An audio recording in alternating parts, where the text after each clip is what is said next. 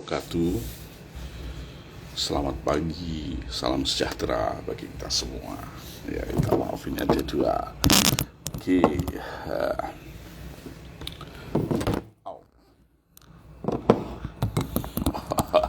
rupanya. Oke.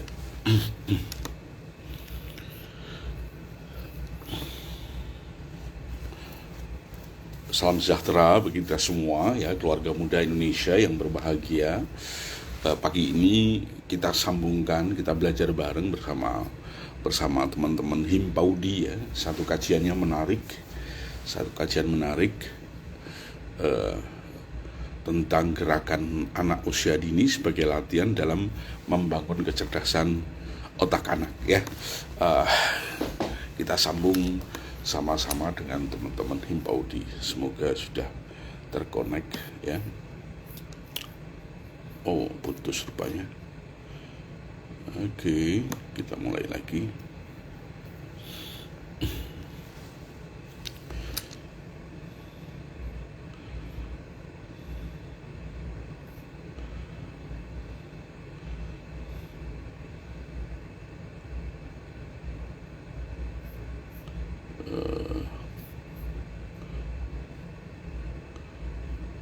Kosong 05.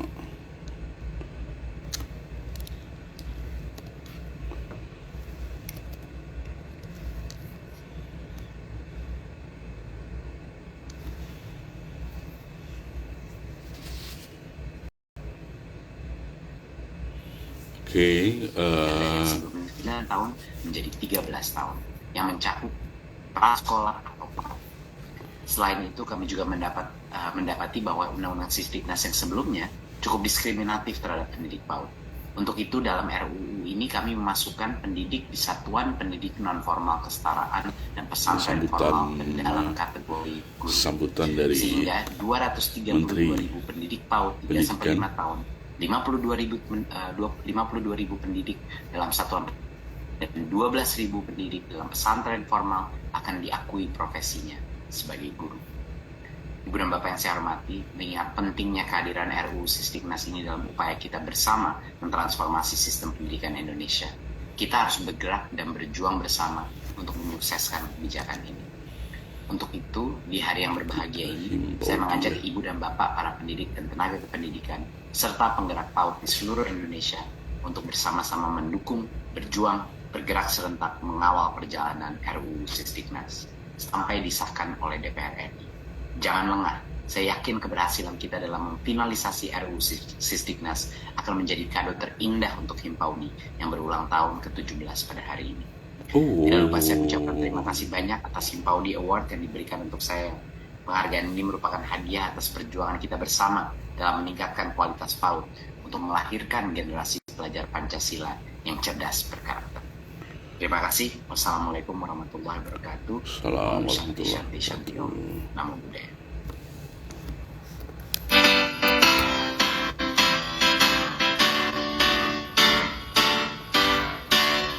Himpunan pendidik anak usia dini, wadah kita untuk berkreasi, menjaga tujuan mulia, mengasuh dengan sukacita.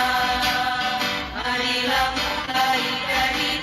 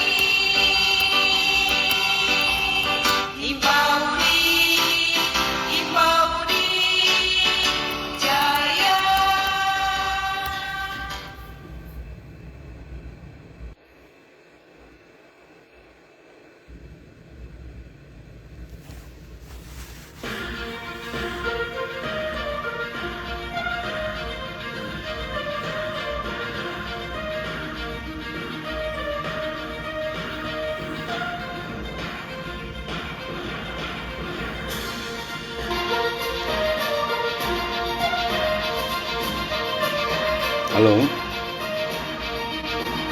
Dek, kakak lagi live, Dek. Halo.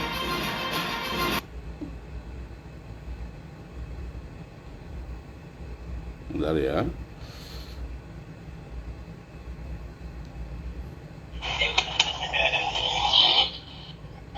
Halo.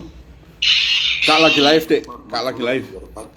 Selamat pagi, salam sejahtera untuk kita semua. Selamat pagi Laskar PAUD Indonesia. Selamat pagi Laskar Himpaudi dimanapun ayahanda dan bunda berada. Apa kalau orang nak Kita berjumpa lagi di Himpaudi TV, Suara PAUD Indonesia, Suara TV, saluran televisi informatif, edukatif, dan rekreatif bagi anak dan orang tua. Jangan lupa klik like, klik subscribe, dan klik tombol lonceng. Dari Studio 1 Jakarta, saya Rahmat Akbar akan mengabarkan kabar Himpaudi pada hari ini, Sabtu 5 November 2020. Dek, Kak lagi live, Dek. Pada hari Minggu, Kak lagi dengan Himpaudi, Dek. 2022, Himpaudi TV kembali Nanti Kak melakukan telepon lagi. talkshow Himpaudi Dek, dengan Kak lagi live di Senam Nusantara dengan narasumber yaitu Bunda Marisa dari PAUD Syarif Hidayatullah. Kak lagi live. Dipandu oleh Bunda Siapa tuh Rusdi wajah? Hitam-hitam Pada semua. hari Senin 31 Oktober 2022, Himpaudi TV kembali menampilkan talkshow Himpaudi dengan Kepanasan kok adik. Jadi Guru Idola dengan narasumber Ada campur rumput di Bunda luar. Astika Oh, anggota adik bidang kok. Litbang PP Oh, Himpaudi. bilang. Acara ini dipandu oleh Bunda Oh, Nila siapa yang mau Kusmanias, campur rumput? MPD. Iya, Apa dia error? mungkin pagi-pagi. Pada hari Selasa, Kak lagi live di 1 IG ini, Dek. 2022, Himpaudi TV kembali menampilkan talkshow Nanti sambung lagi ya. dengan Rara mana Rara? Rara mana Rara? implementasi proyek pengguna profil pelajar Pancasila berbasis buku cerita di PAUD Alfa Izin dengan narasumber yaitu Emelda MSC Oh ya, dadah Rara. di Provinsi Sumatera Barat. Rara. Acara ini dipandu oleh Bunda Bentar ya, ada yang nelpon. Ada nelpon dari Pada hari Rabu, rumah. 2 Ya. November 2022, Oke ya, sudah. Himpaudi TV kembali menampilkan talkshow Himpaudi dengan tema yaitu Kupas Tuntas Penyusunan Modul Ajar P5 di PAUD Al-Faizin dengan narasumber yaitu Emelda MSC MED, Sekretaris Himpaudi Provinsi Sumatera Barat. Acara ini dipandu oleh Bunda Yuni Herlina MPD. Pada hari Kamis 3 November 2022, Himpaudi TV kembali menampilkan talkshow Himpaudi dengan tema yaitu Wah, Bergerak sambungannya Inovasi Lakukan Karya dengan narasumber yaitu Latifah Hanim SPD MPD, Kepala Sekolah TK Permata Bunda, Sidoarjo, Jawa Timur. Acara ini dipandu oleh Bunda Nila Kusmanias MPD. Kemarin 4 November 2022, Himpaudi TV kembali menampilkan seri webinar nutrisi dan neuroscience dengan tema yaitu peran nutrisi dalam pembelajaran dengan narasumber yaitu satu Profesor Dr. Insinyur Hardinsa MS, Ketua Gizi Pangan Indonesia, Profesor Dr. Insinyur Neti Herawati, MSI, Ketua Umum PP Himpaudi. Acara ini dipandu oleh Bunda Astika Samanta SPD, SPSI. Dan pada hari ini, Sabtu 5 November 2022, Himpaudi TV akan kembali menampilkan seri webinar dan nutrisi dan neuroscience dengan tema yaitu Gerakan Anak Usia Dini sebagai latihan dalam membangun kecerdasan otak dengan narasumber itu Dr. Amir Zuhdi, pakar neuroscience, Profesor Dr. Insinyur Neti Herawati MSI, Ketua Umum PP Himpaudi. Acara ini akan dipandu oleh Bunda Setiawati Yusuf SEMPD. Demikian berita Himpaudi untuk hari ini. Saya Rahmat Akbar mengabarkan untuk Suara Himpaudi TV. Selanjutnya kita akan bergabung kepada dengan Bunda Setiawati sebagai pembawa acara talkshow Himpaudi TV kita pagi. Selamat menyaksikan.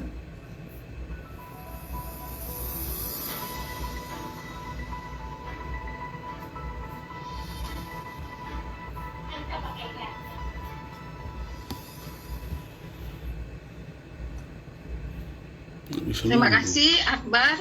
Bismillahirrahmanirrahim. Assalamualaikum warahmatullahi wabarakatuh. Selamat pagi, salam semangat untuk Laskar PAUD di seluruh Indonesia dan Laskar Himpaudi di mana saja ayah dan bunda berada. Selamat bergabung di YouTube channel Himpaudi TV yang dengan siaran live-nya setiap harinya hanya di YouTube channel Himpaudi TV.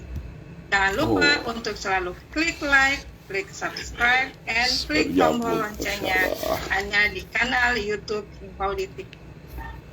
Dari Studio 1 Jakarta, saya Bunda Setiawati akan memandu talkshow Himpaudi pada hari ini, Sabtu 5 November 2022. Himpaudi TV akan kembali menampilkan seri webinar nutrisi dan neuroscience dengan tema yaitu Gerakan Anak Usia Dini sebagai Latihan dalam Membangun Kecerdasan Otak. Dengan narasumber yaitu yang pertama, Dr. Amil Zuhdi, beliau adalah pakar neuroscience, dan yang kedua adalah Profesor Dr. Insinyur Neti Herawati MSc, yang kita sudah sama-sama kenal, yaitu selaku Ketua Umum PP Himpaudi. Baik, teman-teman sekalian, ayah dan bunda, dimanapun saja berada, sebelum kita mulai, mungkin kita sapa dulu para narasumbernya. Bundo dulu boleh? Oke, baik, silakan Bundo. Assalamualaikum warahmatullahi wabarakatuh. Selamat pagi, Wilujeng Enjing Sadayana. Waduh, Bundo dari Kawali Ciamis, Provinsi Jawa Barat, mau menyapa teman-teman di YouTube dan di dalam Zoom ini. Luar biasa, Bunda sudah melihat di sini ada Ibu Heriati Mamonto Bolong Timur. Wah, ini Bolongan Timur ya, Bun. Bolaan Pondo. Bun, ya, ini luar biasa. Teman-teman dari Sulawesi Utara juga ikut hadir dan beberapa universitas seperti di Borneo dan di Maluku itu juga ingin ikut hadir di dalam kegiatan ini, Dr. Amir Zudi, dan juga ada di netizen kita di YouTube.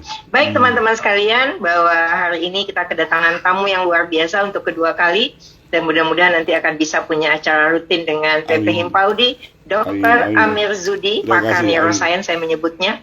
Kesungguh-sungguhan beliau, keseriusan dan ketelatenannya mengurusi neuroscience ini, saya kira patut diacungkan jempol dan kita belajar dari beliau.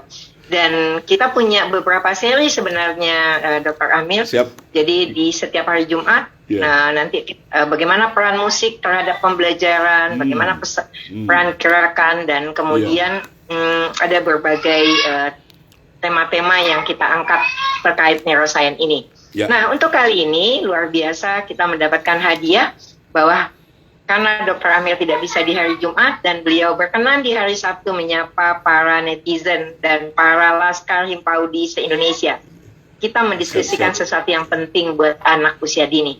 Teman-teman, kalau yang pernah didatangi asesor akreditasi, karena Bundo dari Badan Akreditasi juga, akan selalu ada pertanyaan, apakah ada gerakan memindahkan benda dari tangan satu ke tangan yang lain, gerakan melingkar, gerakan memutar, gerakan melompat, gerakan berbagai gerakan ya Mbak Wati ya, yang kemudian kita cek apakah guru melakukan stimulasi itu. Mungkin ada yang tahu, tapi juga ada yang mungkin belum tahu bahwa sebenarnya itu bukan sekedar untuk perkembangan fisik. Meskipun di dalam tahapan perkembangan anak itu masuk di perkembangan fisik, namun sebenarnya dia memiliki pintu yang berhubungan dengan kognitif. Begitu ya, Dr. Amir Zudi ya. Tepat sekali. Dan kemarin kita juga udah sempat bahas, tapi kami kemarin membahasnya adalah peran makanan, peran nutrisi terhadap pembelajaran. Bagi yang belum menonton, dapat menonton kembali. Dan di situ saya sempat bahas begini, Dok.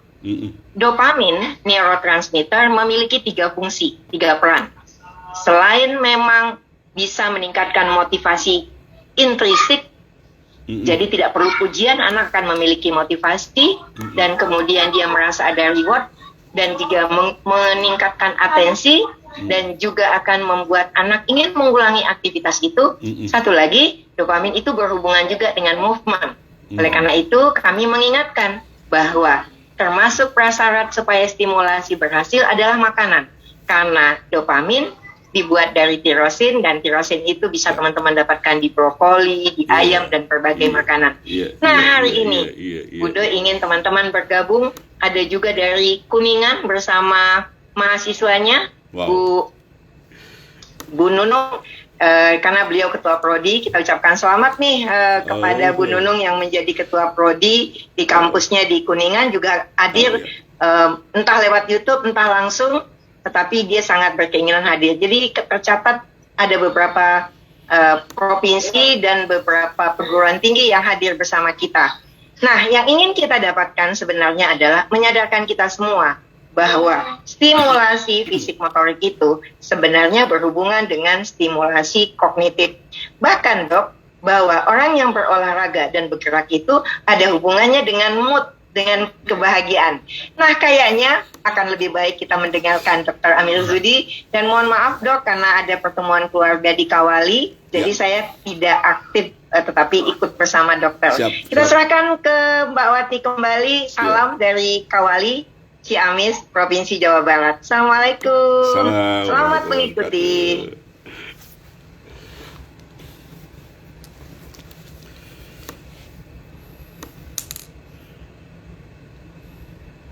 Boleh dibuka dulu? Baik, ya, mohon maaf Dok, tadi masih di mute sama hostnya. Ya. Ya, baik. Selamat pagi. Assalamualaikum Dr. Amir Zudi.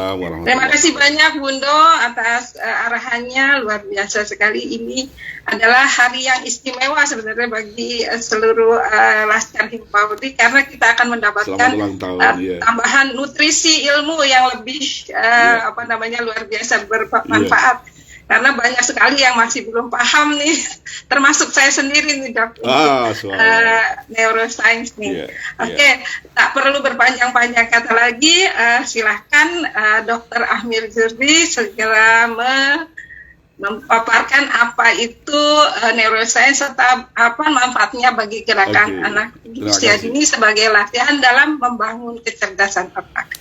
Silakan Dok. Terima kasih Bunda Setiawati. Terima kasih. Ya, Wati aja biasanya dipanggilnya. Ya. Bismillahirrahmanirrahim. Assalamualaikum warahmatullahi wabarakatuh.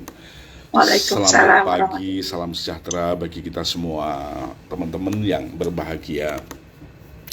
Alhamdulillah, akhirnya berkesempatan saya bisa sharing kembali, belajar bareng sama teman-teman para Laskar Himpauti Indonesia ya gitu ya. Saya mengampu satu konsep pengasuhan anak ya, yang saya sampaikan ke publik itu tahun 2008, Februari tahun 2008. Konsep pengasuhan anak salah satu konsep model pengasuhan anak yang berbasis kinerja otak. Ya, sebelum 2008 kami para dokter dari Universitas Samratulangi ya, terutama saya sama Dr. Taufik Pasiak yang sekarang dekan UPN ya, UPN Veteran Jakarta ya gini. Kami sama-sama hobi di laboratorium anatomi ya gitu ya, hobi di laboratorium anatomi. Kami belajar tentang neuroanatomi ya gitu ya. Kami ngajar ke para mahasiswa dan seterusnya. Oke, karena kami seorang dokter yang antusias di bidang neuroanatomi gitu ya. Sehingga seluruh aktivitas kehidupan termasuk mengasuh anak gitu ya, itu inspirasinya dari situ ya. Inspirasinya dari situ. Di dalam neuroanatomi itu adanya namanya human brain development. Bagaimana otak manusia, otak anak itu berkembang. Dari situ jadi diskusi luar biasa gitu ya. Kemudian kami mendirikan satu Neuroscience Society ya, tahun 2000. Kalau itu sudah 2011-an ya gitu. Mereka mendirikan satu Neuroscience Society di waktu itu bersama para guru besar di Universitas Airlangga ya. Kembali kepada pengasuhan berbasis kinerja otak, karena banyak ilmu kami yang berasal dari neuroanatomi, maka itu menginspirasi gitu ya. Dr. Taufik akhirnya jauh menekuni di bidang spiritualitas. Jadi salah satu keahlian Indonesia yang menekuni bidang neurospiritualitas itu salah satunya Dr. Taufik Pasiak. yang sekarang jadi dekan UPN veteran itu. Wah, itu bahasa orang Manado bilang mujur tuh UPN Pak Dr. Topeng. Ya gitu ya. Karena sangat komplit ilmunya ya gitu. Dari situ akhirnya kami ngomong-ngomong sebelum 2008 kita dia kalau manggil saya Mas Amir, coba salah satu saya tak negoni neuro spiritual, Mas Amir tolong Mas Amir coba fokus di anak-anak gitu, karena Mas Amir nyukai anak-anak gitu. Saya gemes sekali sama anak-anak itu. Dulu ingin jadi ahli anak, tapi akhirnya lebih ke menekuni neuroscience, khususnya spesial di neuroparenting. Nah, maka muncullah satu konsep yang namanya pengasuhan berbasis kinerja otak, dan pengasuhan namanya neuroparenting. Jadi salah satu spesifikasi daripada neuroparenting itu yang khas banget ya. Anda belajar mengasuh anak yang guidance-nya, yang pemandunya adalah tumbuh kembang otak anak. Ya. Lah asiknya tumbuh kembang otak anak ini kan nggak langsung jreng, langsung lahir, langsung sempurna gitu ya. Tapi tumbuh kembang otak anak itu bertahap. Tumbuh bertahap, tahap demi tahap dan runut. Nah, gitu ya. Sehingga ini bisa jadikan panduan. Misalnya teman-teman putra-putri teman-teman usia 4 bulan, apa yang pengasuhan seperti apa yang Anda berikan kepada anak-anak? Mana yang boleh, mana yang tidak boleh? Putra-putri Anda usia 1 tahun, mana yang prioritas harus Anda kawal betul-betul? Mana yang boleh, mana yang tidak boleh? Ya. Demikian juga 2 tahun, 3 tahun, 4 tahun, 5 tahun dan seterusnya. Ya, di neuroparenting kita membagi fase pengasuhan anak dalam 3 hal, biar mudah aja. Sebenarnya bisa sampai 7, bisa sampai 5, 7 dan seterusnya, biar gampang aja. Ya, biar gampang aja. Membagi 3, 0 sampai 6, 7 tahun, ya. Kadang-kadang sampai 8 tahun. Saya patokin di 0 sampai 7 tahun, 7 sampai 12 tahun, delay-nya sampai 14 tahun. Terus kemudian 15 sampai 21 tahun, delay-nya sampai 25 tahun. Ya, otak itu ada delay, tapi ada delay, gitu ya. Tapi masih dalam tataran normal. Nah, dari masing-masing ini kita akan bisa memetakan ya kebutuhan anak untuk pengasuhan otak, untuk pengasuhan dirinya, untuk pengembangan dirinya. Yang pada intinya adalah untuk membangun kecerdasan dirinya, gitu ya. 0 sampai 7 tahun meletakkan fondasinya, gitu ya. Meletakkan komponennya yang ini nanti akan berhubungan dengan kapasitas anak. Oke ya. 7 sampai 12, 13, 14 tahun menguji. Anak mempraktekkan itu, anak menguatkan itu. Ya, setelah komponennya sudah jadi, anak mempraktekkan, tapi dalam rangka menguatkan. Nanti usia 15 tahun sampai 21 tahun ini usia remaja, udah beda lagi. Ini mempraktekkan. Ya, jadi teman-teman dari konsep ini ya gitu ya. Kita mengasuh anak itu hanya 12 tahun. Sesudah itu sudah nggak mengasuh lagi. Ya. Ya, kenapa demikian? Ya, termasuk di pengalaman yang saya sudah punya cucu ya gitu ya. Anak saya nomor 1 seorang dokter yang dengan doanya teman-teman sekarang lagi ngambil pendidikan spesialis penyakit dalam gitu ya. Yang sudah mau 2 cucu saya, insya Allah. Iya. Terus kemudian anak saya yang kedua seorang psikolog klinik yang sekarang aktivitasnya di Jakarta. Yang ketiga masih SMA, masih di Madrasah Aliyah di Manado, gitu ya. Dari pengalaman ini ternyata kita mengasuh itu 12 tahun, gitu ya. Selebihnya sudah modelan. Jadi teman-teman di 12 tahun itu Anda serius ngasuh anak. Kalau untuk bisnis, kalau mau bisnis entar nanti sudah 12 tahun. Gitu ya. Gitu ya. Ya salah satunya seperti saya sama istri saya pada saat saya menikah, istri saya sudah kerja gitu ya. saya bilang salah satu yang di rumah siapa? Karena ngurus anak ini juga tidak kalah atau jauh lebih susah gitu ya. Akhirnya istri saya resign dari kerja ngurus anak. Terus anak kawal terus gitu. Baru lewat 12 tahun baru dia mencoba bisnis bisnis kecil-kecil dari rumah dan seterusnya. Gitu ya teman-teman. Jadi ada fase ini teman-teman harus perhatikan ya. Kalau kita ingin anak kita hebat. Ya, ini catatannya. Kalau Anda ingin cuma minta maaf, cuma beranak kemudian titipkan orang tua suruh ngasuh, ya aduh, nggak oke gitu ya teman-teman ya. Jadi 12 tahun itu Anda berdarah-darah, tanda kutip. Ya, Anda kadang-kadang merasa menangis ya, kalau di bahasa orang Manado ya. Kalau 12 tahun itu kita mengawal anak kita betul-betul gitu ya. Anda sering istilahnya gitu ya, menangis ya, gitu ya. Tapi teman-teman, ketika putra-putri Anda itu usia 15 tahun, Anda hehehe gitu, tertawa, tersenyum. Tapi jangan sebaliknya. Pas masa kecil Anda senyum-senyum, bebas, anak diberikan handphone, enak sekali kan gitu kan, selesai itu. Tapi begitu masuk remaja, Anda baru nangis, hihihi. Karena apa? Susah sekali kata remaja itu. Kerasa kembali. Iya. Tapi teman-teman betul ya. Kalau kita punya remaja, terus kemudian enak ya, itu kita adem, itu serius ya, adem itu ya, kita enak komunikasi sama anak-anak, diskusi dan seterusnya, adem. Oke, teman-teman, salah satu ya teman-teman, ini saya coba buka slide sederhana aja gitu ya. Kalau Bunda Neti tadi dari mana? Dari Ciamis gitu ya? Ya, Kawali ya, dari Kawali, daerah Ciamis. Kalau saya saat ini dari Purwakarta. Berarti dekat sama di Jawa Barat juga. Ini live-nya dari Premier Plaza Hotel di Purwakarta ya. Hotel di tengah hutan tapi ruame.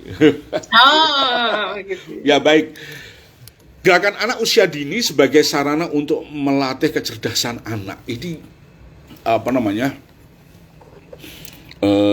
seyogianya para orang tua paham benar ini. Ya. Ini yang saya sampaikan, ini adalah bagian dari teman-teman, bagian dari pelajaran-pelajaran di sekolah neuroparenting ya. Teman-teman kalau ingin mendalami sebaiknya masuk sekolah neuroparenting yang nanti kelas regulernya sudah mulai pendaftaran dibuka mulai Januari. Kita belajar sama-sama. Yang ngajar bukan saya saja. Yang ngajar ada Dokter Putri dari Palembang ya gitu ya. Dia sertifikat neuroparenting practitioner dan sertifikasi Montessori ya. Dia akan mengajarkan bagaimana mendesain mainan-mainan anak ya yang murah meriah ya, dari bahan dapur bisa jadi begitu, tapi mencerdaskan anak gitu ya.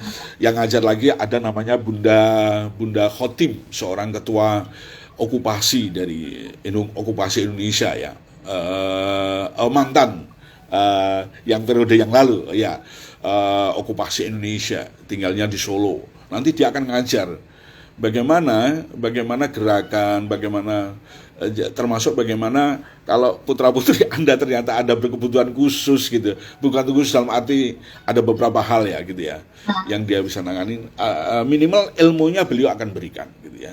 Terus kemudian ada dari ICF, dari coach Eval untuk mengajari bagaimana sih orang tua menjadi seorang coach gitu ya. Emangnya menjadi seorang coach gimana dok? Ya seorang coach untuk anak-anak. Bagaimana Anda berkomunikasi pada anak-anak, bagaimana Anda bisa memberikan semangat pada anak-anak. Nah, ini perlu banget ya gitu ya. Ya, oke ya, kita lanjutkan dikit ya. Pentingnya kalau saya kebetulan orang Ngawi ya gitu ya. Orang Ngawi juga lama di Manado, jadi kadang-kadang ada bahasa Jawa, ada bahasa Manado gitu ya. Kalau orang Ngawi bilang ini penting. Ya, penting itu penting sekali gitu ya. Ya harus ditahu oleh orang tua. Penting sekali teman-teman lihat ini. Ini child development ini luar biasa. Ini risetnya melalui neurogenesis daripada daerah otak yang namanya hipokampus ya. Teman-teman lihat sampai usia 12 tahun. Ini lihat kurus-kurus saya ini. 12 tahun ini. Kalau ini kita tarik ke atas garis gitu ya. Betapa aktivitas ya ini. Aktivitas yang sangat luar biasa di 12 tahun itu.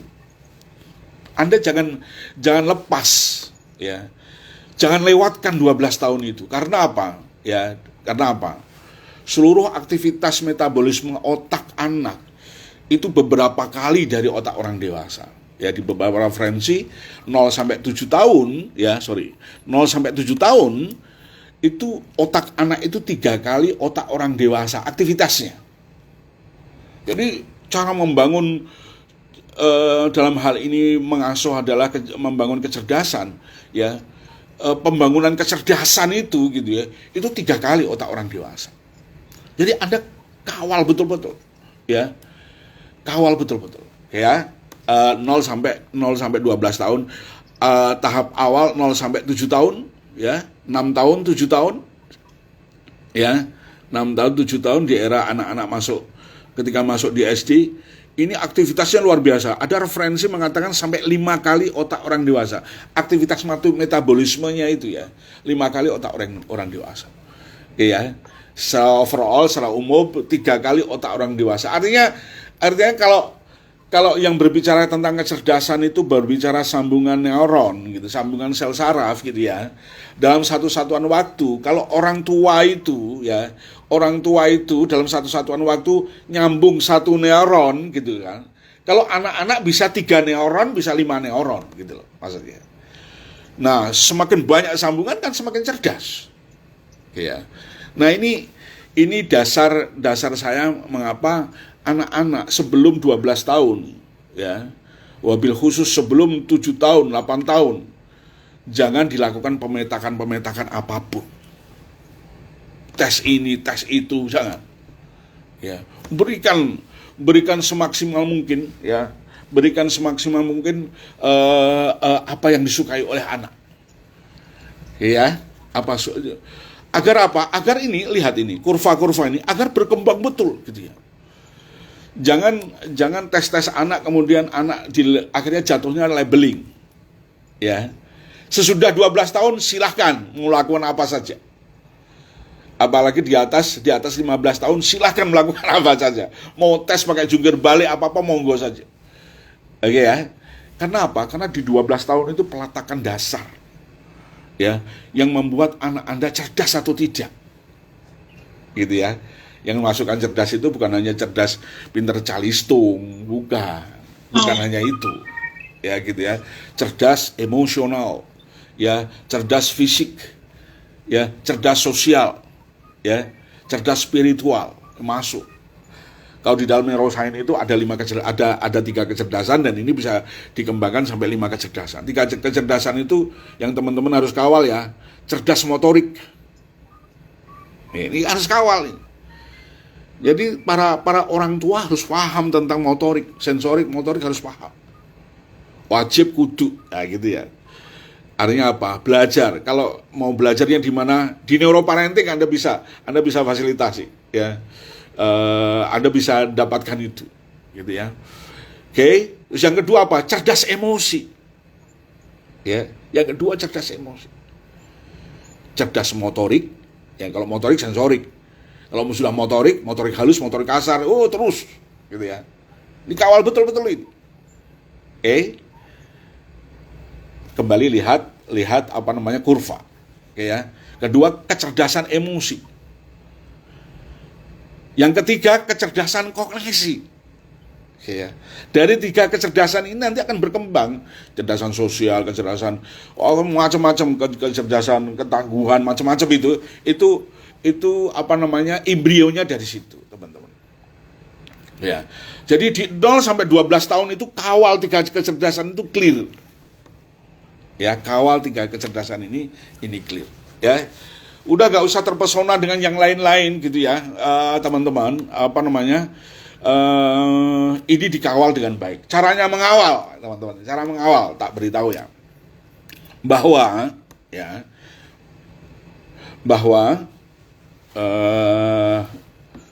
bentar, nanti kalau sudah 10 menit diingatin ya, Bun. Ini kalau kalau sudah lagi ngomong kadang-kadang terus. Ini menarik sekali soalnya, jadi saya juga menyimak dan terpana ini. Lihat ya, bahwa ini teman-teman perhatikan ada 2 gambar ini ya. Bahwa otak itu tidak, bahasa ngawinya tidak jenggelek langsung sempurna. Tidak, kalau gajah, teman-teman lihat, gajah kalau lahir jreng, nggak lama langsung berdiri. Langsung ikut berjalan mamaknya, kan gitu kan. Tapi manusia karena otaknya tumbuh dan berkembang secara bertahap. Tahap demi tahap begitu pun perkembangannya. Oke ya. 0 sampai 3 tahun, 3 sampai 7 tahun, 7 sampai 12 tahun, sampai 14 tahun, 15 tahun sampai 21 tahun, ada yang delay sampai 25 tahun, semuanya tumbuh berkembang secara bertahap. Catat yang terakhir, runut. Oke ya. Jadi dengan cara mengawal ini, ya, ini karakter khasnya neuroparenting itu letaknya di neuroscience, letaknya di neuroanatomi. Ya, kalau ada neuroparenting menggunakan pendekatan ilmu yang lain, tidak. Ya, itu tidak masuk dalam pakemnya neuroparenting. Ya. Tidak masuk di pakem. Ada kan pakai NLP, pakai hipnotik, pakai macam-macam gitu ya. Itu bisa silakan aja gitu ya, karena apa namanya, pendidikan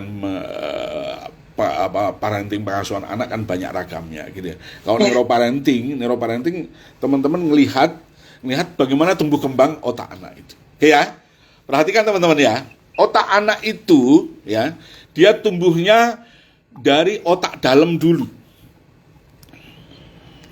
Jadi kalau teman-teman belajar otak itu ada belahan kanan, belahan kiri. Sekarang belahan kanan, belahan kiri itu dalam kajian neuroscience sudah tidak terlalu apa namanya dibahas dalam ya. Sekarang pembahasan dalam itu sudah di piranti-pirantinya, di prefrontal cortex, di amigdala, basal ganglia, batang otak, cerebellum, begitu. Lebih ke biar teman-teman, apalagi ini kalau ada teman-teman guru, waduh, ini wajib tahu ini guru-guru. Apalagi guru-guru TK, guru-guru PAUD dan guru-guru TK itu wajib tahu, gitu ya. Percaya teman-teman, guru-guru TK kalau guru-guru PAUD tahu ilmu ini, nanti SPP-nya kan jadi naik. Gitu. Loh, bangga kan orang tua kan gitu kan. Waduh, anakku diajari guru-guru yang paham betul kan gitu ya. Kenapa demikian? Karena sangat mustahil mengasuh, mendidik anak tidak pakai otak, sangat mustahil. Ya, berbagai riset sudah membuktikan itu ya. Sangat mustahil. Jadi teman-teman harus paham ini. Oke, kembali bahwa otak itu ada belahan kanan, belahan kiri, ya gitu ya. Kemudian kalau satu belahan saya ambil, jadinya seperti ini. Yang sebelah kanan ini, sebelah kanan saya ini. Ada otak bagian dalam, ada otak bagian luar. Paham ya? Ada daleman, ada luaran. Jadi daleman seperti kita pakai baju, ada daleman, ada luaran. Nah, enak kan? Oke. Daleman itu ya banyak sekali fungsinya. Salah satu yang akan kita tampilkan 2 dulu ya. Daleman itu berurusan dengan emosi dan gerak. Emosi dan gerak. Daleman. Yang disebut di situ namanya subcortical region, itu otak dalam. Oke ya. Di beberapa referensi neuroanatomi memang juga disebut dengan visceral brain. Ya. Otak dalam. Kemudian otak luar, cortical region. Itu urusannya dengan berpikir, berbahasa, merencanakan, mengorganisasi, dan seterusnya. Memilih, memutuskan, dan seterusnya. Ya, paham ya teman-teman ya. Ini teman-teman kalau mau masuk belajar neuroparenting ya, teman-teman paham ini dulu. Ya. Otak itu ada daleman, ada luaran. Enak kan gitu ya. Dalemannya urusannya emosi dan gerak. Luarannya urusannya berpikir, berbahasa, berhitung dan seterusnya. Oke ya, paham ya? Clear ya ini ya. Jadi ada dalaman, Iya. ada luaran. Nah, otak anak itu, otak manusia itu tumbuhnya dari dalam dulu. Ya, ada kalau teman-teman referensi ini sedikit karena mau masuk di gerakan ini saya harus bisa menjelaskan otak gerak, ya. Dari belakang dulu, ada yang mengatakan dari belakang dulu. Belakang itu dari batang otak dulu. Memang begitu tumbuhnya. Batang terus ya. Kemudian cerebellum ya. Terus kemudian bagian limbik kan gitu kan. Limbik itu dari kata limbus. Limbus itu melungker ya. Jadi Paul MacLean mengatakan itu bagian limbik gitu ya. Karena apa? Otak itu melingkar begitu. Maka disebut limbik gitu ya. Itu bagian otak dalam, ya. Itu bagian otak dalam. Ada batang otak, ada otak kecil, ada cerebellum, ada sistem limbik. Itu otak dalam, ya. Nah, sistem limbik itu dalam risetnya sekarang sudah berkembang pesat sekali, ya, gitu ya. Karena alat-alatnya semakin lengkap, gitu kan. Itu bagian dalam dan itu berkembang lebih dulu, teman-teman. Berkembang lebih dulu sampai anak itu usia 12 tahun, otak bagian dalam itu sudah sempurna, sudah matur. Oke ya. Saya menerjemahkan matur itu sebagai matang gitu ya. Ini bahasa Jawanya matang. Sudah matur. Sementara otak yang untuk berpikir cortical region bagian luar nanti matangnya sampai usia 21 tahun. Ya, otak bagian dalam tadi fungsinya untuk emosi dan gerak. Ya, otak luar fungsinya untuk berpikir. Ya, nah, ini kalau teman-teman akan membahas tentang remaja, ini efeknya. Kenapa remaja itu impulsif? Kenapa remaja itu susah? Kalau lagi emosional, rasionya susah dikelola dan seterusnya. Ini efeknya di sini nanti penjelasannya. Oke ya, teman-teman ya, clear ya? Kita masuk ke PAUD, ya. Kita masuk di otak PAUD. Nah, usia PAUD, ya katakanlah saya pakai sampai 4 tahun ya, gitu ya. 4 tahun atau 5 tahun, ya. Selesai itu kan TK kan, gitu kan. Saya baru tahu pemisahan ini begitu ini ya. Sampai organisasi aja beda ya antara Himpaudi sama IGTKI. Wah, kok sampai beda, padahal terus kemudian pas kita ngobrol-ngobrol dengan teman-teman IGTKI pas ngomong tentang PAUD, itu urusannya PAUD, Dok. Jangan jenengan nggak ngerti, tapi ya dia. Harusnya ya nggak semua sih, mungkin kebetulan ya karena sudah pembinaan. Ya, kembali ya teman-teman, perhatikan ini di PAUD ya, di 0 katakanlah kita pakai sampai 4 tahun ya. 4 tahun itu otak bagian dalam berkembangnya pesat sekali, teman-teman. Pol pesatnya. Jadi teman-teman harus kekar betul-betul.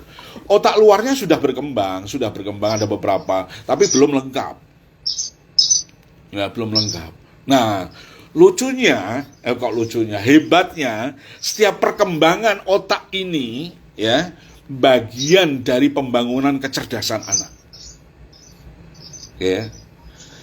Teman-teman ingat tadi otak dalam tadi fungsinya untuk apa? Emosi dan gerak. Gerak. Emosi dan gerak. Maka emosi dan gerak itu menjadi panduan yang sangat penting sekali ketika teman-teman sedang mengasuh, mendidik anak-anak PAUD. Calistong, Dok, calistong nggak usah dipikirin. Nanti bisa sendiri. Kalau teman-teman mengawal dua kecerdasan ini.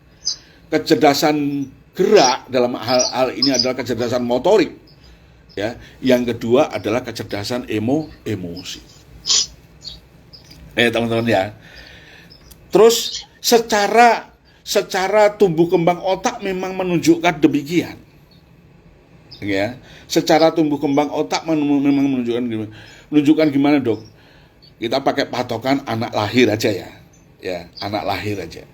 Anak lahir itu ya, bagian otak yang sudah sempurna pertumbuhannya, sudah bisa dipakai rasanya gitu ya, adalah satu, batang otak. Batang otak ini batang otak ini mana kursornya? Ini batang otak ya. Ini batang otak ya, nanti hindbrain akan ini batang otak ya. Ini sudah selesai berkembang. Di batang otak itu ya ada pusat pernapasan, ada pusat denyut darah, denyut jantung ya di situ ya.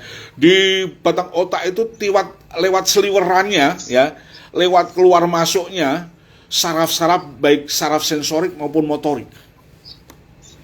Ya, Anda perhatikan. Maaf dok, ya. Mungkin Disingkatin waktunya mungkin sekitar 8 menit lagi. Baik. Oke ya, singkat cerita. Teman-teman, maka anak-anak di usia PAUD ya, kalau saya patokannya sampai usia 12 tahun, Anda kawal dua kecerdasan ini dengan sempurna. Ya, kecerdasan gerak dan kecerdasan emosi. Ya. Nah, saya berikan catatan di sini. Banyak sekali sebenarnya catatannya, teman-teman. Pada saat anak lahir, ya, pendengarannya sudah sempurna, matanya belum, ya. Maka teman-teman didik dengan suara, ya. Terus nanti masuk 2 bulan, 3 bulan, matanya semakin lama semakin sempurna baru masuk di mata, ya. Masuk 4 bulan, ada otak yang namanya otak kecil. Ini mitranya orang di dalam pengelompokan anatomi kadang-kadang juga dimasukkan bagian dari batang otak. Ya, mitranya batang otak, katakan otak kecil usia 4 bulan ya, yang membuat anak-anak sudah mulai seimbang dalam duduknya,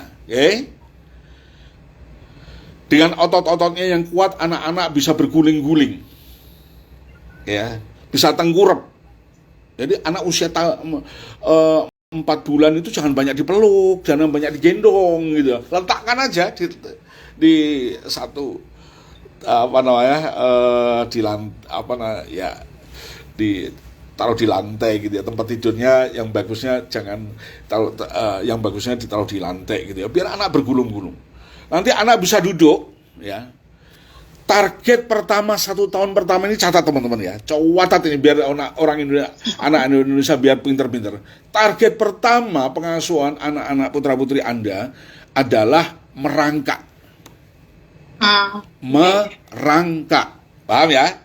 Merangkak itu teman-teman bisa melihat dengan tengkurap dia akan siap-siap merangkak ya, dia akan angkat bokongnya dan seterusnya.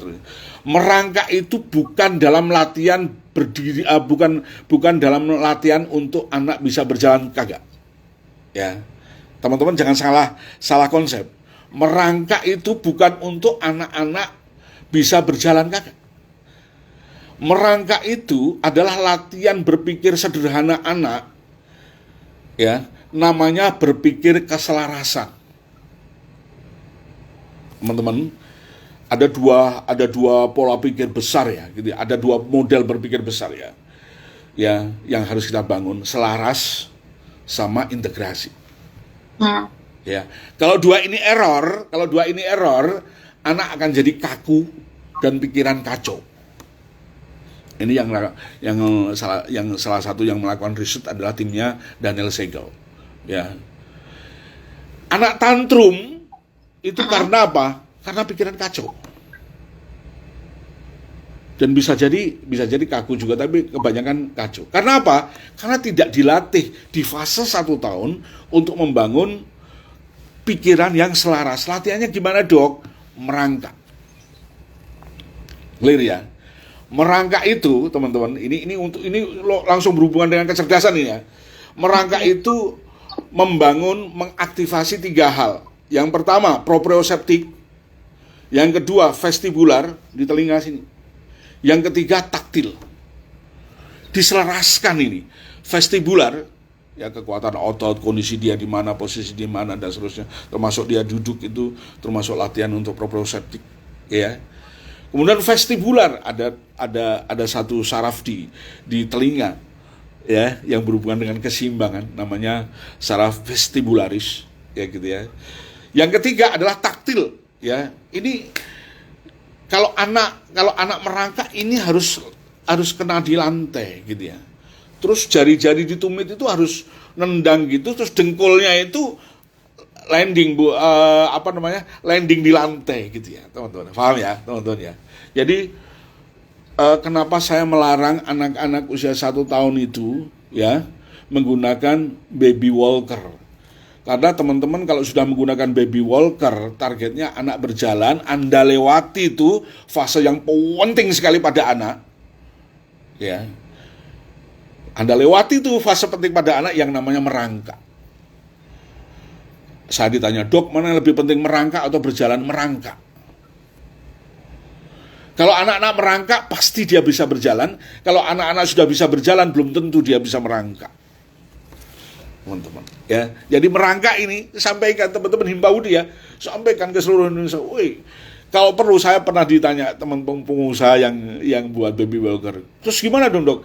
Anda sulap buat teknologi yang membuat anak bisa terlatih merangkak. Nah, nanti saya bantu jualan. Oke, clear ya. Yang terakhir, ya, ini pijakan ilmiahnya. Yang terakhir, lihat ini teman-teman, ya, lihat ini jalur saraf, ya, jalur saraf untuk membangun kecerdasan. Ini yang benjolan 2 ini, ya, lihat kursor saya, ini otak kecil dan batang otak. Otak kecil dan batang otak. Otak kecil fungsinya untuk membangun keseimbangan, menselaraskan, mengkoordinasi, ya, gerakan-gerakan, ya. Terus kemudian jalurnya sampai di daerah cortical region. Ini subcortical region, ya. Yang otak kecil batang otak ini masuk di subcortical region, otak bagian dalam, ya kan? Otak bagian dalam, ya kan? Terus kemudian yang bagian kortikalnya ini kan untuk berpikir. Lihat ini teman-teman. Aktivitas yang dilakukan oleh otak kecil memiliki efek yang sangat luar biasa di otak besar. Lihat ini jalurnya. Oke, ya. Berbicara tentang kognitif, itu berbicara tentang otak cortical region, otak luar, ya kan? Teman-teman latih terus anak-anak, ya, gerakan gitu ya. Pada saat itu pula otak melakukan satu pemanasan, satu penguatan sinaptik, ya, sambungan-sambungan di daerah kortikal. Yang pada gilirannya ketika daerah kortikal ini sudah mateng, anak akan cepat sekali melakukan proses berpikir. Ya. Sampai di situ sudah habis waktunya, Bun. Ya, betul. Baik, sampai di sini ya teman-teman. Semoga nanti kita bisa berseri ya, bagaimana cara menstimulus ini ya. Bagaimana cara menstimulus otak kecil, Dok? Merangkak. Ya. Bagaimana cara menstimulus otak kecil? Merangkak sudah. Ya. Saya punya cucu sekarang sudah 1,5 tahun. Wih, asik banget tuh. Bergerak terus ya. Berikan anak-anak permainan-permainan yang ramah otak, ya, termasuk merangkak ramah otak. Anak-anak suruh ngambil sesuatu dengan merangkak dan seterusnya, ya. Banyak sekali. Tadi satu saat kita bahas tentang lebih dalam lagi proprioceptik, vestibular, taktil. Ini sekali lagi ini salah satu materi yang ada di neuroparenting practitioner. Teman-teman kalau sekali lagi mohon izin, kalau teman-teman ingin mendalamin gitu ya, ada program 50 jam. Program 50 jam. Ya, ini komprehensif banget ya. Karena bukan saya sendiri yang ngajar, ada teman-teman yang lainnya gitu ya. Anda bisa ngambil itu ya dengan biaya yang sangat murah sekali. Astagfirullahaladzim. Ya, bukan karena materinya murah ya. Insya Allah ini usulan dari para guru, Dok, boleh nyicil ya wes. Baik, terima kasih. Kita lanjutkan. Mungkin bisa di-share kali, Dok, bagaimana untuk alamat untuk atau nomor telepon kalau ingin mengikuti. Teman-teman bisa satu ya, silahkan bisa gabung bisa ngelihat di IG Neuroparenting School, IG Dr. Amir Zuhdi ya. Neuroparenting School ini tiap Rabu siang kita buat kelas. Ya, kita buat kelas gratis. Ya, kita buat kelas gratis. Kemudian kalau di nomornya di 0810821. Nah, saya tulis di sini ya, Bun. Iya, silakan. Di chat room aja nggak apa-apa, Dok. Ya.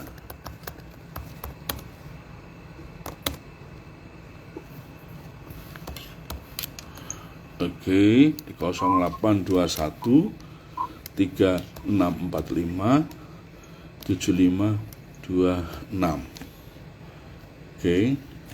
Ya teman-teman kalau daftar di bulan November ini, uang pendaftarannya aslinya itu 500.000. Kalau di November ini hanya 200.000. Gitu ya. Nah. Terus nanti ada SPP-nya 250.000. Kita belajar selama 12 bulan. Ya, kita belajar selama 12 bulan. Sesudah 12 bulan teman-teman bisa bersamaan itu bisa mempraktekkan dan seterusnya, ya gitu ya. Dan teman-teman nanti masuk di forum Neuroparenting Forum ya, yang setiap saat bisa belajar bersama-sama. Ya. Baik, saya kembalikan ke terima kasih banyak, terima kasih kembali. Dr. Amir, luar biasa sekali ini ilmunya, dan kita sangat bersyukur dokter mau berimpak ilmu ini kepada teman-teman semua. Iya, selamat ulang tahun ya. Waduh, selamat ulang tahun Pak Udi, hebat. Iya. Iya. Baik, ya. Dok, ini mungkin kita ada beberapa teman yang kelihatannya ingin menanyakan sesuatu kali, dokter. Iya. Masih berkenan, dokter? Ayo, silakan. Silakan. Ya, ini ada 2 orang, Ibu Mesa Pramuni dan Ibu Neng Sopiatul yang ingin bertanya. Silakan, karena udah raise hand. Silakan Bu Mesa. Oke, silakan. Silakan Bun. Bu Mesa atau Bu Neng? Silakan. Halo Bu Mesa atau Bu Neng? Oke, baik. Kalau belum ada, mungkin yang lain barangkali yang ada di kebetulan Zoom-nya sedang aktif, silakan yang ingin bertanya. Ini kesempatan yang luar biasa sekali loh, teman-teman. Kita mendapatkan narasumber yang juga luar biasa. Baik. Oke, mungkin tidak ada. Barangkali mungkin saya satu aja nih pertanyaan, Dok. Ini mewakili saya nih yang kemarin itu mungkin punya banyak ketidaktahuan ya, bagaimana mengasuh anak gitu ya. Jadi, bagaimana kalau misalnya anaknya udah umur 5 tahun, kan tadi dokter sudah sampaikan bahwa umur 0 sampai 1 tahun tuh target utamanya merangkak tuh. Nah, pada waktu zaman dahulu itu mungkin promosi baby walker itu luar biasa ya, sehingga kita terpengaruh gitu. Nah, bagaimana mengatasi kekurangan kita dalam mengasuh anak pada saat usia 0-1 tahun itu? Ya, jadi kalau sudah lewat terang-terang saja, insya Allah ya gitu ya. Meskipun istilahnya kalau KW mungkin masih KW 1 ya gitu kan. tapi alhamdulillah otak itu nggak mengenal KW. Otak itu ada satu keahlian otak namanya neuroplasticity. Dia kalau misalnya ada sesuatu yang dia nggak suka, terus kemudian ada sesuatu yang kurang baik, terus kemudian dia perbaiki, otak bisa melakukan itu. Nah, kalau putra-putri teman-teman misalnya jangankan 5 tahun ya, dia SMA aja gitu ya. Kalau dia belum bisa merangkak, suruh merangkak. Suruh merangkak ya. Suruh merangkak yang benar. Walaupun sudah besar ya, Dok. Walaupun sudah besar kan gitu kan. Ya. Kalau di pramuka enak ya gitu ya, pramuka kita merangkak, bukan hanya merangkak, merayap dan seterusnya gitu ya. Dan selama saya mengampu sekolah neuroparenting ya, saya mengamati anak-anak yang kesulitan merangkak ya, biasanya dibarengi dengan kesulitan membangun keselarasan berpikir, terutama berpikir emosi. Di dalam neuroscience kan ada berpikir rasio dan ada berpikir emosi, terutama berpikir emosi. Anaknya cerdas gitu ya. Kalau pekerjaan yang dia kerjakan, seorang karyawan misalnya cerdas gitu ya, cerdas kalau tidak ada tekanan emosi. Tapi kalau pada saat ada tekanan emosi nggak cerdas lagi. Gitu. Ini kenapa dok? Gitu. Jadi berarti saya bilang dia mengalami satu turbulensi, keselarasan di dalam proses berpikir. Jadi dia harusnya selaras. Kalau selaras itu katanya seorang neuroscientist di bidang emosi itu Joseph Leduc namanya. Kalau selaras itu emosi itu seperti gelombang angin mamiri gitu ya. Ada gelombangnya tapi selaras gitu. Tapi kalau nggak selaras seperti gempa bumi gelombangnya. Anda bisa bayangin itu ya ini. Kesulitan teman-teman yang tidak cakap secara emosional itu begitu sulitnya ya gitu, sehingga kita harus bimbing ya gitu. Jangankan remaja, saya pernah berapa hal nangani yang sudah orang tua, sudah usianya sudah di atas 40, udah 40 saat itu berapa, 43 kalau nggak salah itu. Itu pun kalau dia niat bisa diperbaiki. Cuma catatannya begini. Kalau di usia 0 sampai 12 tahun, kalau usia 0 sampai 12 tahun itu anak-anak gampang kita rubah gitu ya. Tapi begitu sudah di atas 15 tahun, susahnya. Gitu. Kenapa? Karena sudah katanya Lisa Feldman Barrett, pola berpikirnya itu sudah terbentuk ya, patternnya sudah terbentuk, sudah ada keyakinan di dalam situ ya.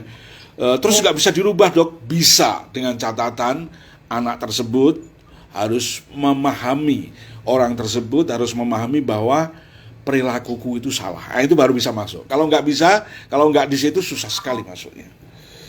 Ya. Demikian Bun. Silakan melatih. Ya. Baik, terima kasih banyak dok. Ini mungkin ada satu pertanyaan ini yang ada satu yang resen. Bu Neneng, silakan Bu Neneng. Mas Akbar, ini mungkin di-unmute dulu Bu Neneng. Sudah, atau silakan di-unmute. Ya, halo Bu, barusan sudah saya unmute, susah. Silakan. Dari siapa? Dari Bu Neneng Nurwiyati dari Cianjur, Bun. Silakan. Ya, ini dok mau saya tanyakan. Kebetulan di PAUD kami ada anak yang berkebutuhan khusus. Itu anak selalu galak terhadap temannya. Asalnya udah bisa, asalnya udah bisa normal dengan temannya. Kok sekarang ini anaknya kumat lagi, galak lagi terhadap temannya, suka usil gitu. Itu cara mengatasinya bagaimana? Dan itu katanya kemarin hasil pemeriksaan ada bahasa otak kanan nggak otak kiri gitu. Itu bagaimana tuh dok? Iya. Sekarang istilah belahan kanan belahan kiri, pendekatan itu sudah pendekatan zaman dulu ya. Sudah namanya? Jadi jangan apalagi kalau dia mengatakan otak kanan otak kiri gitu ya. Terus pemeriksaannya tidak menggunakan alat pencitraan otak gitu ya, seperti functional magnetic resonance, seperti positron emission tomography. Dia nggak menggunakan alat itu, hanya menggunakan ini, terus kemudian otak kanan otak kiri, itu kurang bagus menurut saya ya gitu ya. Seyogianya kalau misalnya seperti ini ya ke dokter anak, ke dokter tumbuh kembang anak. Nanti di sana ada teman-teman okupasi yang akan membantu di tumbuh kembang anak. Di situ ada standar-standar pemeriksaan yang bisa dilakukan gitu ya. Nah, mengenai anak-anak seperti ini gitu, itu komprehensif Bunda. Cara melihatnya harus komprehensif. Bukan hanya sekedar anak saja, tapi harus di orang tuanya gitu ya. Jangan-jangan gitu ya. Jangan-jangan kalau di sekolah sudah diterapi, sudah ditangani oleh para guru yang profesional gitu, balik di rumahnya orang tuanya begitu lagi gitu ya. Iya, justru itu dok. Mamanya itu suka ngelihat orang tuanya asalnya anaknya baik, udah bisa gabung. Nah, sama saya tanya kenapa ini perubahannya kok berubah lagi? Kata mamanya sering ngelihat kalau keluarga bapaknya ngomong sama ibunya berantem, itu anak melihat bapak atau mamanya berantem saling pukul, itu ngelihat, jadi berubah lagi anaknya. Iya, ya itu betul. Jadi ada satu ketika ya, ada seorang bu guru itu sudah jengkel sekali sama orang tuanya, sampai bu gurunya itu ngomong gini, "Bu, anak ini biar tinggal di rumahku aja gimana?" Kayak gitu. Nanti kalau sudah sampai sempurna gitu ya, sudah sampai jengkel ini gurunya, karena orang tuanya nggak mau berubah. Ini teman-teman, ini perilaku orang tua, ini sudah masuk di tataran yang harus dipahamkan. Sampai teman-teman psikiater ya, yang psikiater remaja itu, kalau ada masalah remaja, begitu ada masalah remaja terus kemudian masuk ke orang tua, itu mereka udah mulai pusing itu. Karena orang tuanya nggak mau diperbaiki. Dia bilang, aku nggak apa-apa gitu ya. Padahal dia itu, nah ini kesulitan. Kalau sudah masuk begini kesulitan sekali.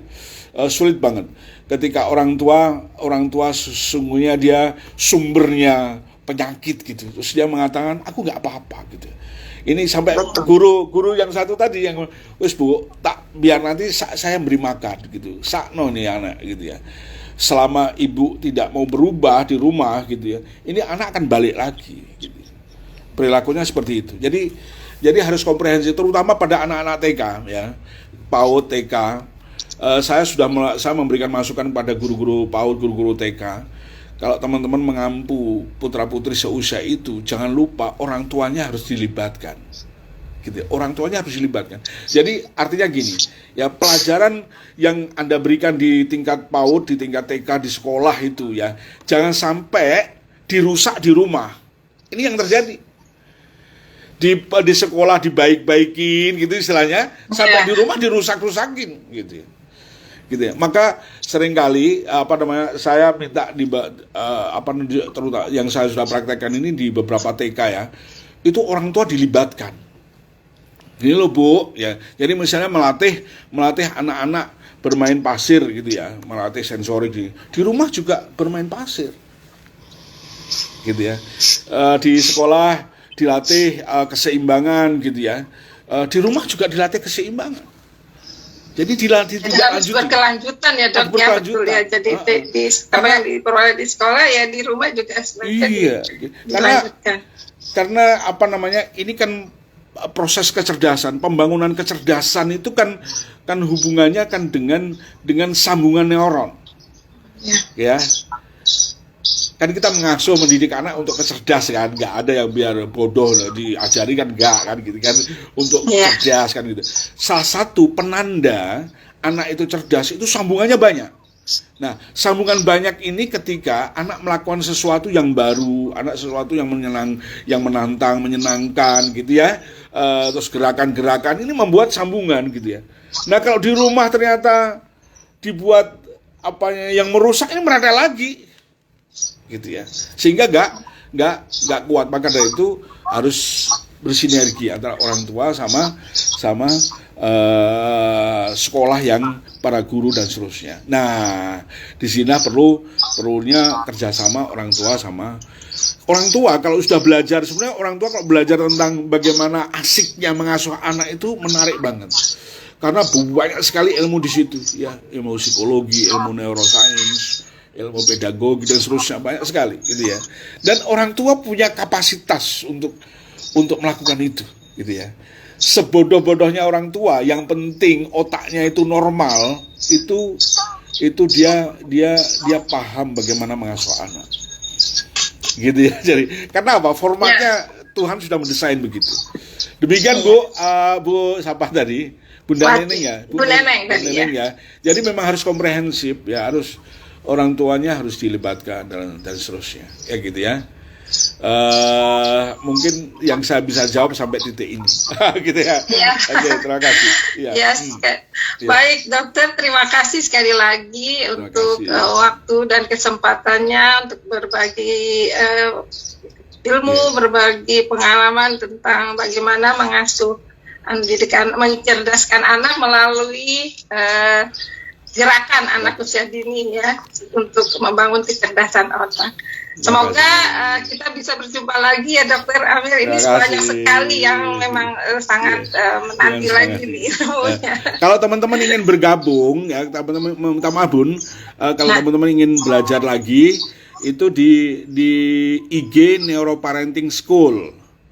Oh ya, saya catat. Insya Allah tiap tiap hari Rabu. Ini Rabunya Rabu siang jam-jam setengah 2, jam setengah 1 ya. Paling cuma 45 menit ya gitu ya.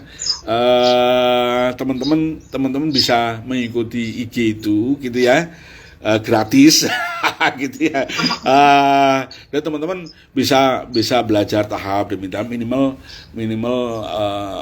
teman-teman mengenali bagaimana sih mengasuh berbasis otak itu ya. Terima kasih Bun ya. Ya baik. Ya. Baik teman-teman, jadi itu nanti bila teman-teman ingin lebih dalam lagi mempelajari tentang neuroscience untuk perkembangan kecerdasan dan emosi anak, khususnya anak usia dini, bisa mengikuti di kelas parenting school di IG Neo Parenting School. Ya, baik dokter, karena waktu yang membatasi pula, maka kami cukupkan talkshow kita hari ini sampai sini. Terima kasih.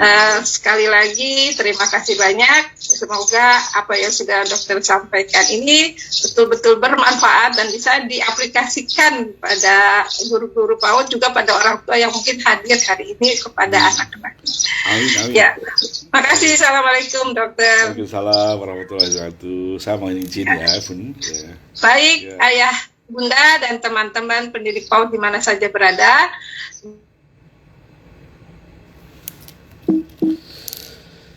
Oke, teman-teman di IG, baik IG Neuroparenting School maupun IG Dr. Amir Syufdi ya, ini tadi sharing dengan teman-teman Himpaudi ya, kebetulan hari ulang tahunnya teman-teman Himpaudi. Semoga bermanfaat dan teman-teman yang ingin belajar lebih dalam lagi tentang neuroparenting, ada program 50 jam. Ya, program 50 jam. Jadi belajar neuroparenting itu harus dipraktekin. Ya, maka namanya kelas yang 50 jam itu namanya kelas neuroparenting practitioner. Ya. Teman-teman dengan senang hati bergabung ya, memang ada biaya-biaya ya, karena belajarnya agak panjang gitu ya. Belajarnya 50 jam itu nggak langsung kami buat 1 minggu gitu, sebenarnya bisa 1 minggu kan gitu, tapi belenger pasti ya gitu kan, pasti belenger kan gitu kan. Terus kemudian maka dibuat beberapa kebetulan bulan ini kalau teman-teman ingin daftar, insya Allah ada diskon gitu ya, daftarannya ada diskon gitu ya. Terus kemudian ada SPP bulanan aja 250 ya, tidak mahal. Biasanya kalau training kan 3.600.000 kan gitu. Ini sekarang udah dipretelin gitu ya, sehingga semuanya bisa bergabung ya. Baik, saya Dr. Amir Syufdi dari Sekolah Neuroparenting. Selamat berkarya, selamat beraktivitas hari ini. Insya Allah berkah. Oke ya. Assalamualaikum warahmatullahi wabarakatuh. Oh, ini. Oke.